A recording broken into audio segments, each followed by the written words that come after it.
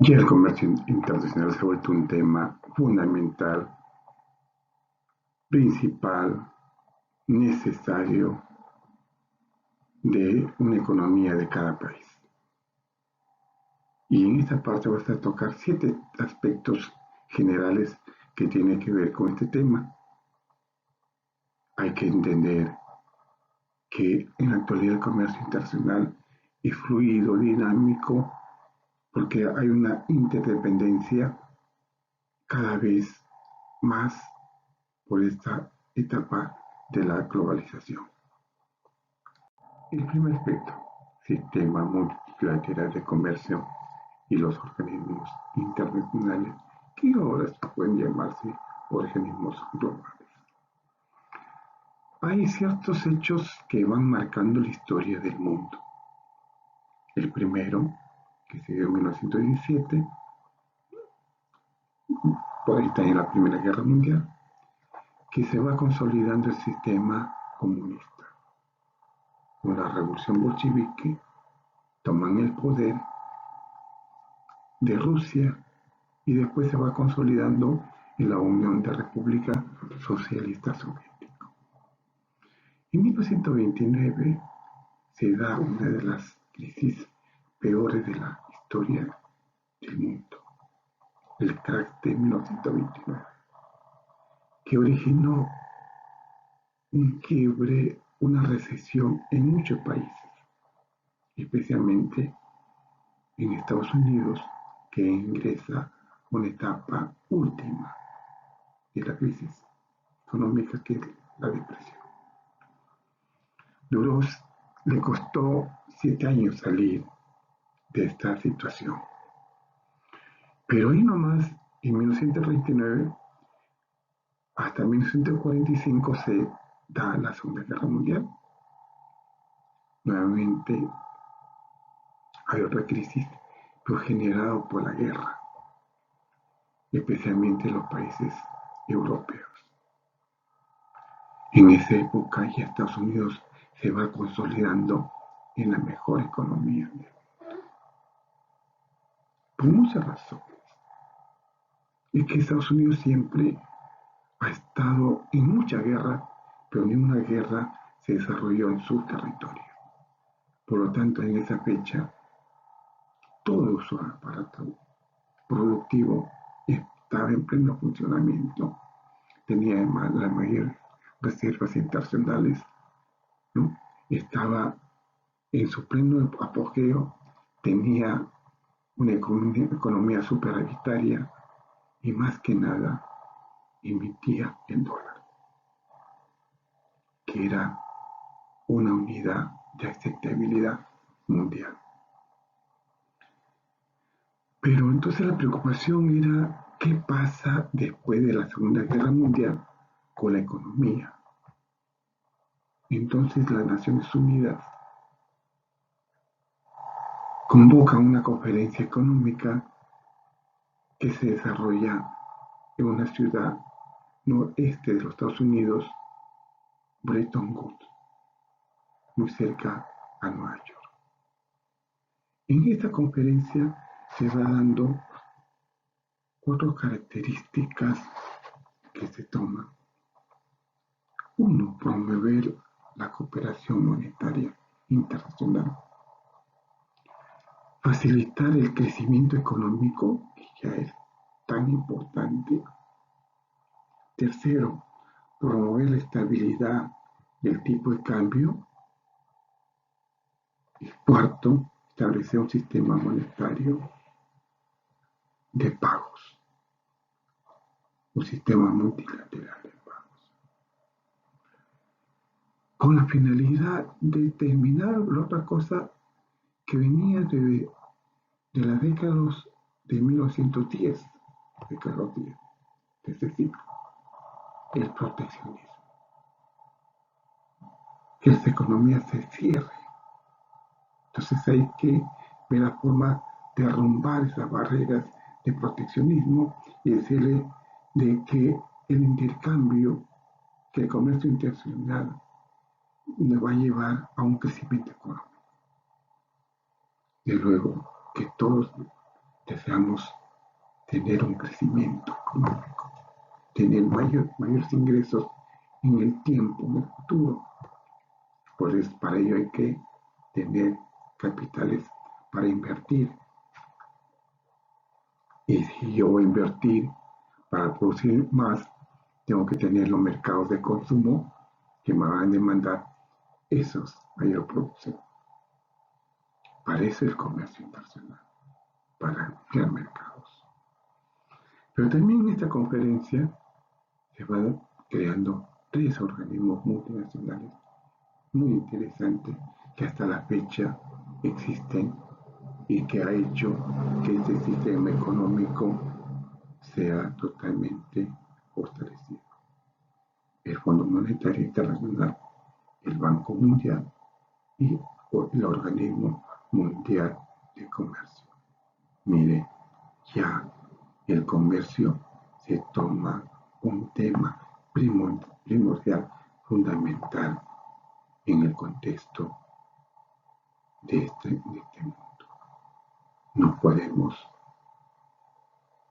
existir, las economías no son autosuficientes. Hay que buscar lo que necesitamos de otros mercados y hay que vender a otros mercados lo que ellos necesitan.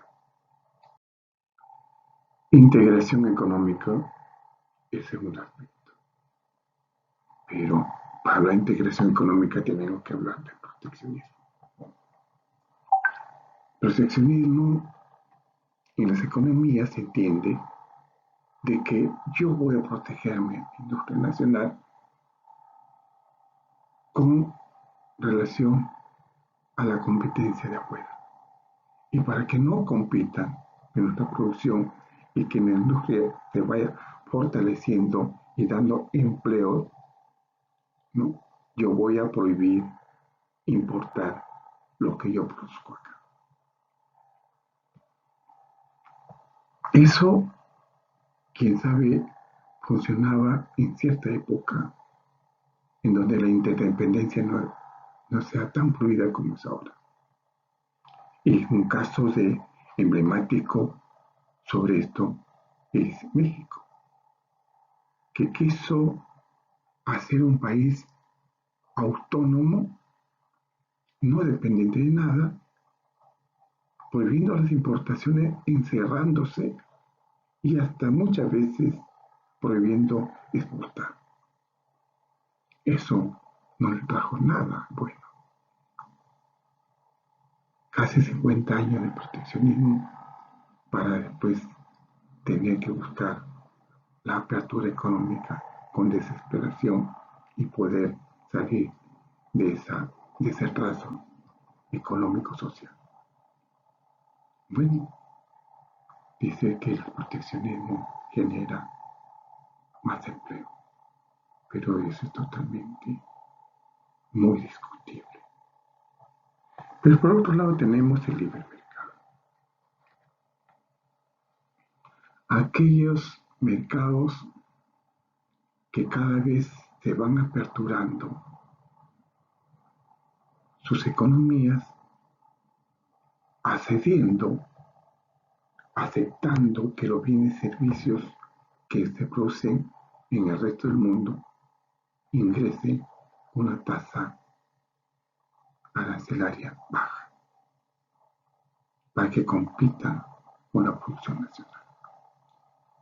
Pero dirán ustedes, qué horrible es esto. Sí, de repente, en un momento es horrible. Pero ¿quiénes quedan? Aquellas empresas competitivas. ¿Qué es lo interesante en una economía? Que se queden las empresas que tengan la forma de competir con la producción extranjera.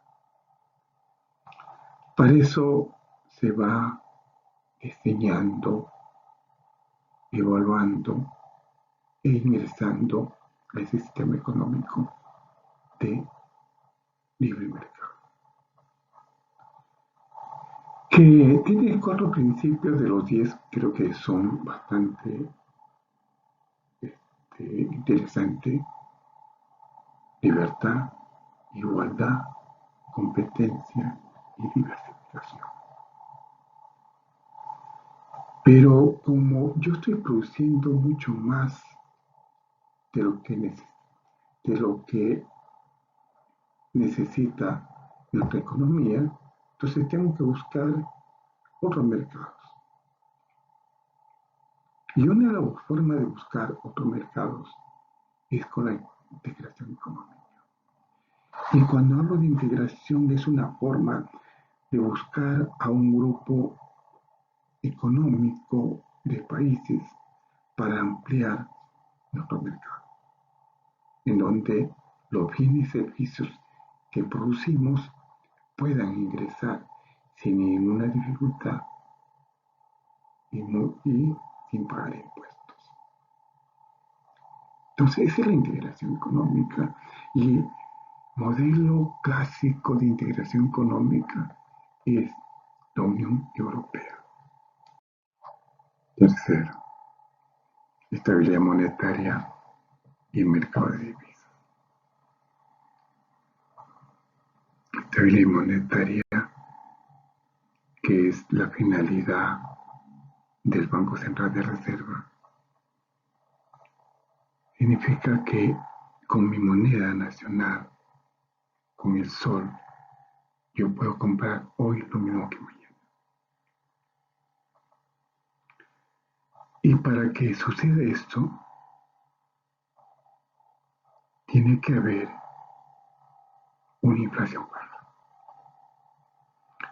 Porque cuando yo hablo de estabilidad monetaria, también puedo hablar de estabilidad de precios. Y los precios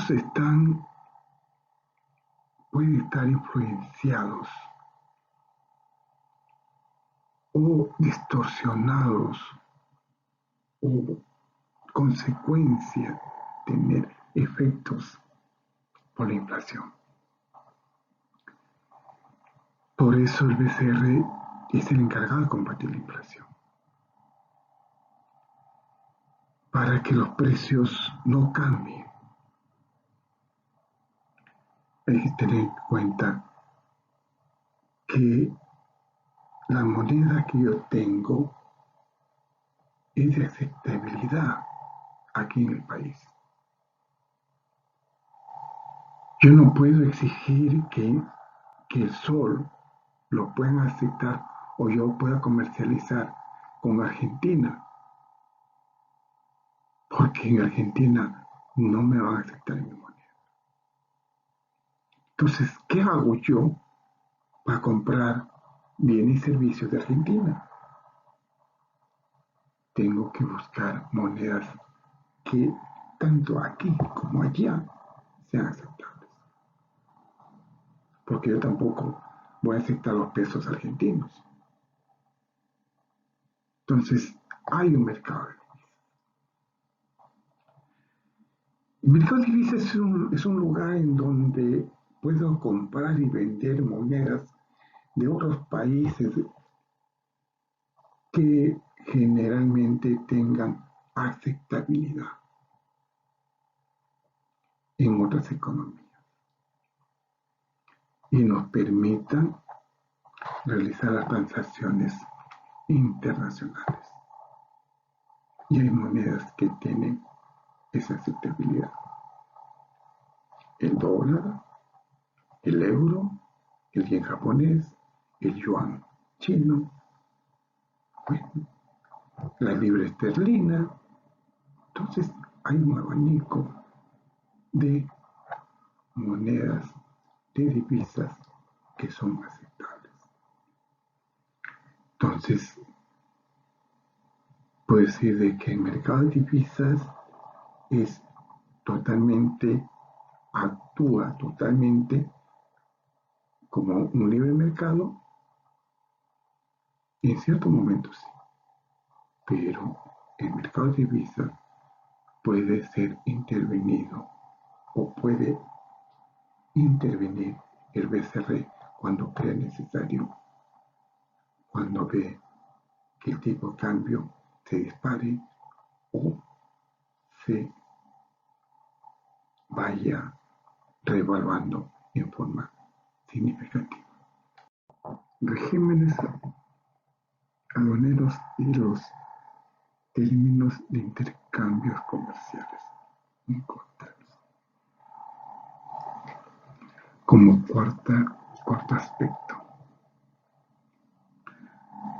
Tople en su libro La tercera ola señala que en la época de la segunda ola se van dando características fundamentales como la uniformización de las mercancías, especialización en el trabajo, la producción en masa,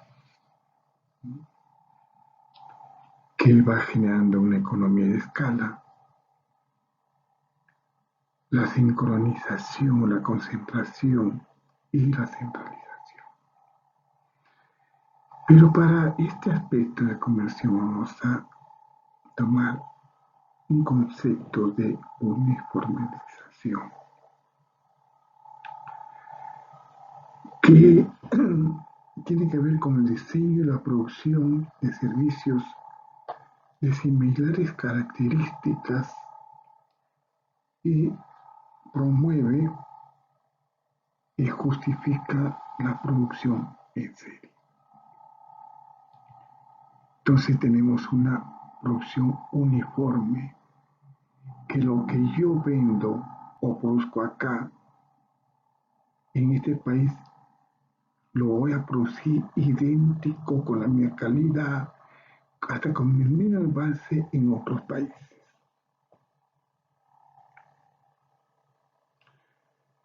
Entonces, tomando estos conceptos, los organismos nacionales e internacionales hacen uso de este criterio, de este concepto de uniformización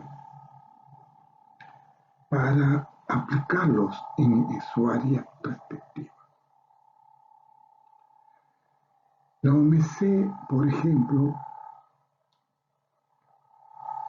para disminuir los obstáculos del comercio internacional, llega a acuerdos que son plasmados en reglas, normas, terminologías, regímenes, etcétera, que deben ser aceptados por los miembros de esta organización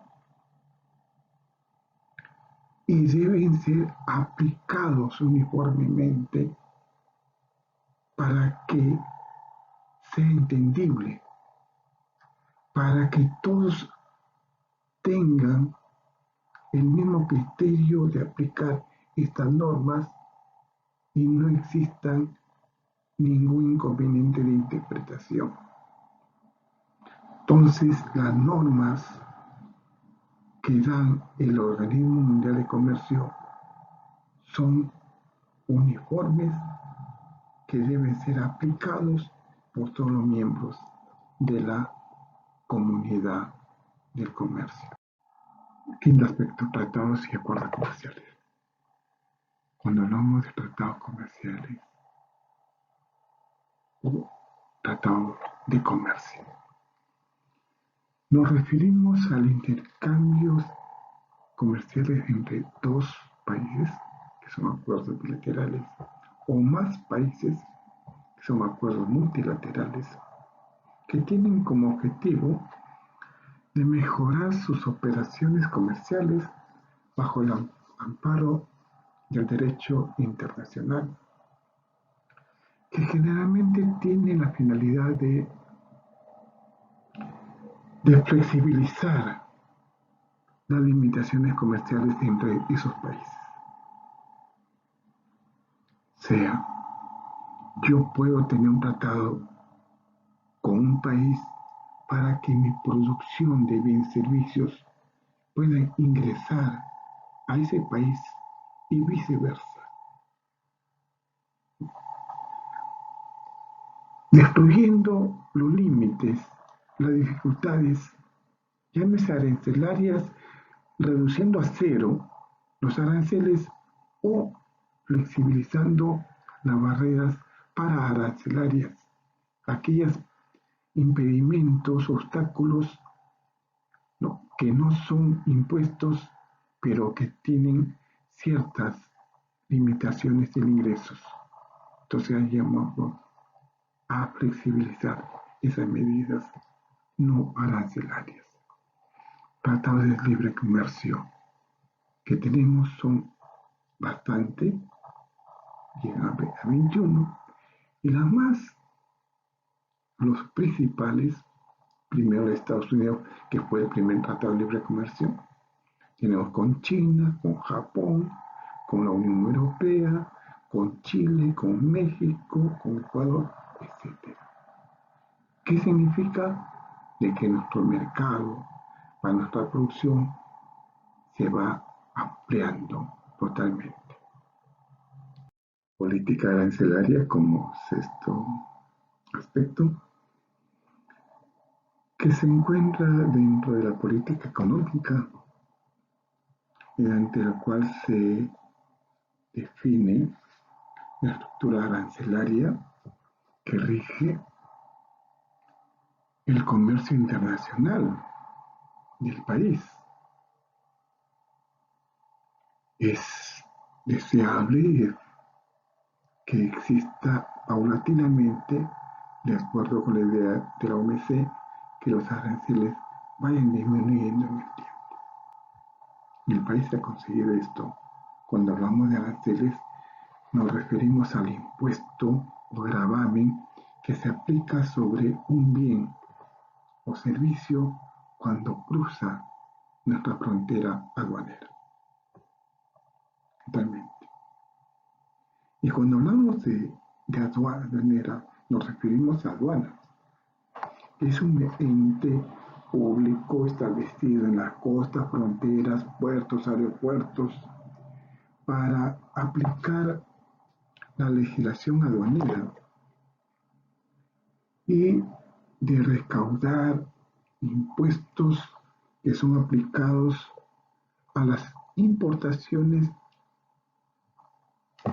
y muy pocas veces a las exportaciones, al movimiento y almacenaje de las mercancías y a la verificación del cumplimiento de las normas nacionales e internacionales. Entonces, pero también hay que tener en cuenta que es necesario que el país tenga una estructura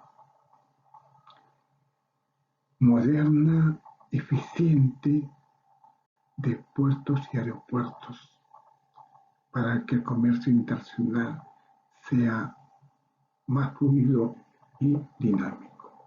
Séptimo aspecto, el sistema financiero, los bancos y el dinero virtual. Cuando se habla del sistema financiero internacional, global, esencialmente sistema financiero, nos referimos a un conjunto de entidades, mercados, medios que tienen como tarea principal el movimiento del dinero. Que éste llegue a cualquier destino del planeta en forma segura y en el menor tiempo posible. Es que hay que tener en cuenta de que la tecnología ha permitido de que el dinero sea virtual, que viaje sin ninguna dificultad, sin importar fronteras. Es por ello que estas entidades con la tecnología que tienen, tecnología avanzada, pueden transferir activos líquidos de un país a otro país sin ninguna dificultad. Y también pueden garantizar las obligaciones contraídas del comercio internacional. que el importador cumpla con pagar al exportador y que el importador tenga la seguridad de que las mercancías que ha comprado le va a llegar. Eso, el sistema financiero ha permitido que haya confianza entre las personas que actúan en el comercio internacional, llámese importador o exportador, que es una situación elemental, la seguridad para ambas partes.